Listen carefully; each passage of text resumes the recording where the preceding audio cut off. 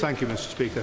Would my right honourable friend agree that this is not just a war about rockets from both sides, but it is actually a war about illegal settlements and stolen lands?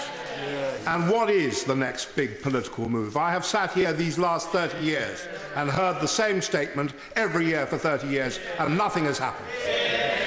Hoffman.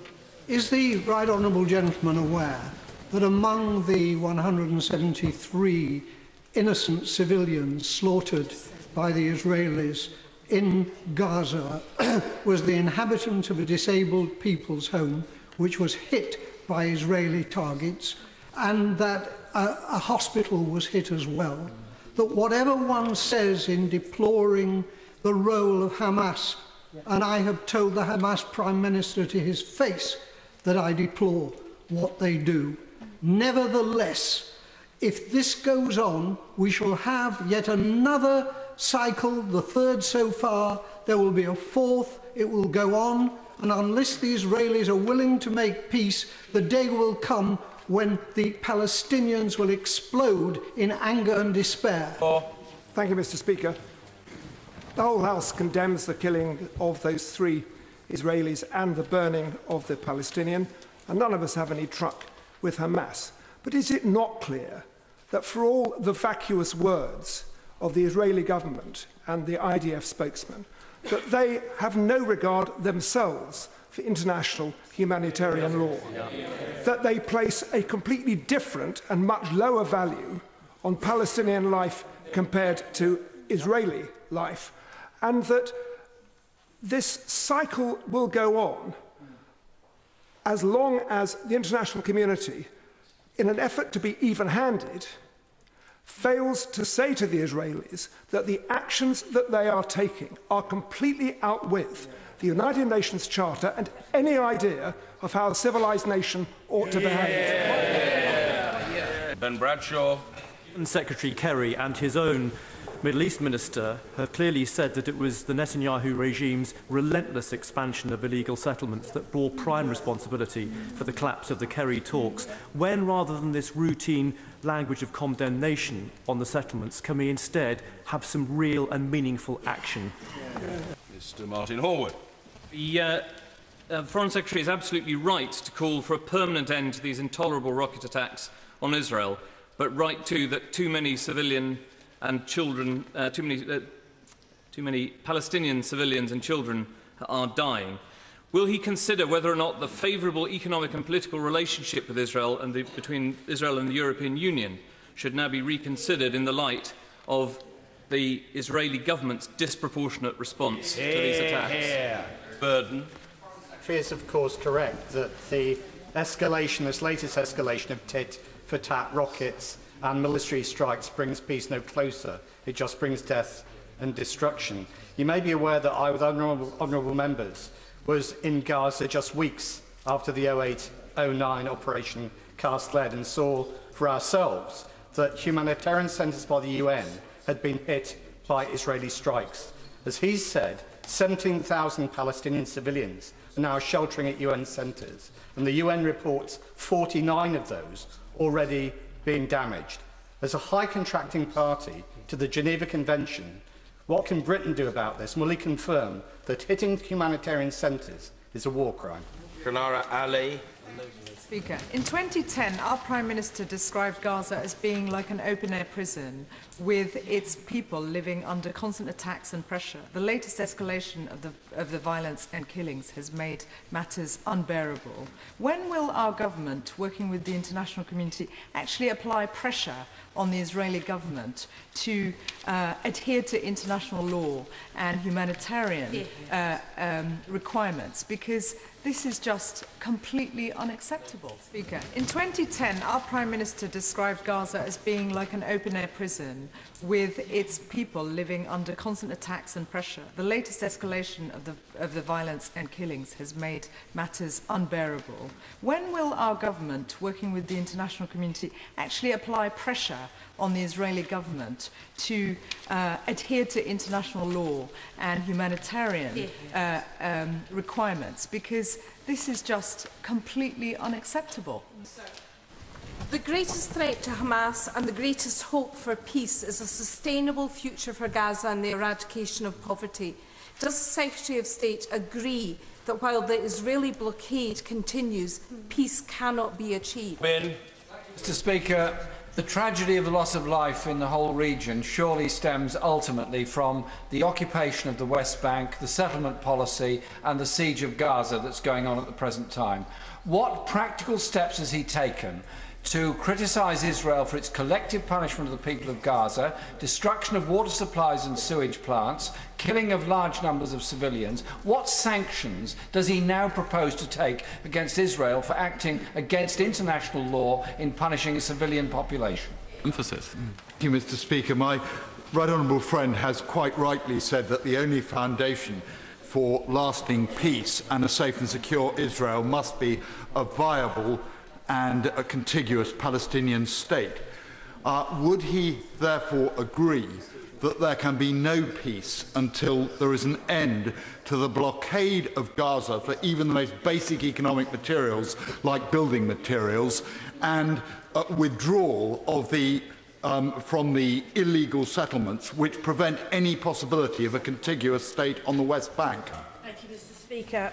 Following from the question from the honourable gentleman from Cheltenham, and whilst condemning the violence on both sides, I must say to the Foreign Secretary that the right to trade surely comes with the responsibility to uphold basic humanitarian principles.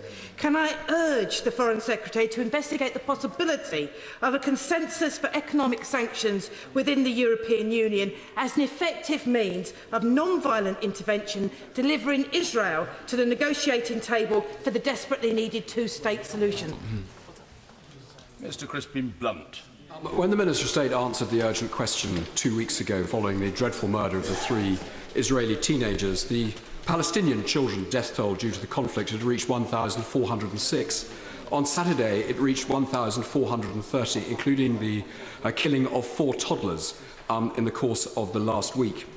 Will the Foreign Secretary now say what he has implied? The Israeli action is disproportionate. To give us a bit more insight into the thinking of his Israeli counterparts. Whilst we all accept the need for Israel to defend and deter, when he talks to the Israeli Foreign Minister, does he get any sense that it must be more difficult for Israel to defend and deter if they are holding an entire people in the largest prison camp in the world in appalling conditions? Does he get any impression that common humanity calls out for peace and justice for the Palestinian people? Andrew Slaughter. Mr. Speaker, we should not equate the occupied with the occupier. We should not equate a refugee population of 1.7 million imprisoned in a tiny strip of land with the prison guards. We should not equate terrorists firing rockets with a supposedly civilised state systematically killing women, children, elderly and disabled people. Will the Secretary of State accept that if his and other Western governments fail to discriminate between the actions of Hamas and Israel, hundreds of Palestinian civilians will continue to die and the annexation of Palestine by Israel will continue? Taggart. Thank you, Mr. Speaker. I agree with the Foreign Secretary that what's needed is a ceasefire to provide relief to the people of Gaza and to restart the peace process. But isn't it too late? In all the 17 years I've been in this House, progress towards a two-state solution has been in reverse. Just last year, the UN predicted that potable water in Gaza would run out by 2016. The Palestinian officials are reporting that the Israelis are targeting water and sewage supplies. And already before this latest attack, the people of Gaza were spending 30 pence out of every pound on safe drinking water. How are we going to make sure that they can live while we carry on this argument? Karen Buck. Mr. Speaker, with half of the population of Gaza aged under 18 locked in an open prison in one of the most densely urban concentrations in the world, there was never any prospect that children would not be the disproportionate victims of this military action. And now we see tens of thousands of homes without electricity and a rapid deterioration of the humanitarian situation. What urgent representations can he make now to ensure that while we wait for the ceasefire, which will inevitably come, we do not see a further worsening of a catastrophic humanitarian situation? Cathy Jameson. Thank you, Mr Speaker. The Foreign Secretary has already acknowledged the importance of access to water and sanitation. Would he therefore say what assessment he's made of those reports that Israeli aircraft have been targeting water wells, and if they have, that is a clear breach of international law? Sir Bob Russell. Will the Foreign Secretary confirm that the actions of the Israeli political and military leaders constitute war crimes? Barry Gardner. Thank you, sir. Israel's right to defend itself, of which the Foreign Secretary speaks, is not an unconstrained right. Yet Israel's response has been unconstrained. It has been disproportionate and wrong. Heavy bombing in a densely populated area of 100,000 civilians, causing the death of 170 people, a third of them children, is not self-defence, it is barbarism. What leverage does the Foreign Secretary have, and will he now apply it to make the Israeli government reappraise this barbaric and unproductive strategy? Mr Kevin Brennan. Thank you, Mr Speaker. The Foreign Secretary quite rightly has condemned the rocket attacks by Hamas.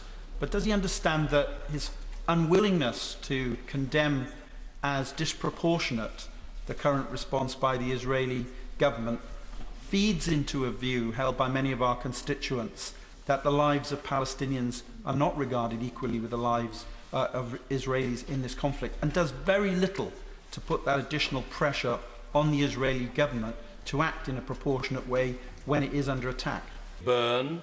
Mr Speaker, the airstrikes, the commando raids and the rocket attacks have got to stop before any more children are killed. But can I press the Foreign Secretary on Resolution 1860, which of course Britain led back in 2009, which said that justice required sustained and regular flow of goods and people through crossings. Does the Foreign Secretary not agree that without progress restoring the normality of trade, jobs and growth, we risk trapping the Palestinian people into a cycle not just of violence but of despair from which there is no escape?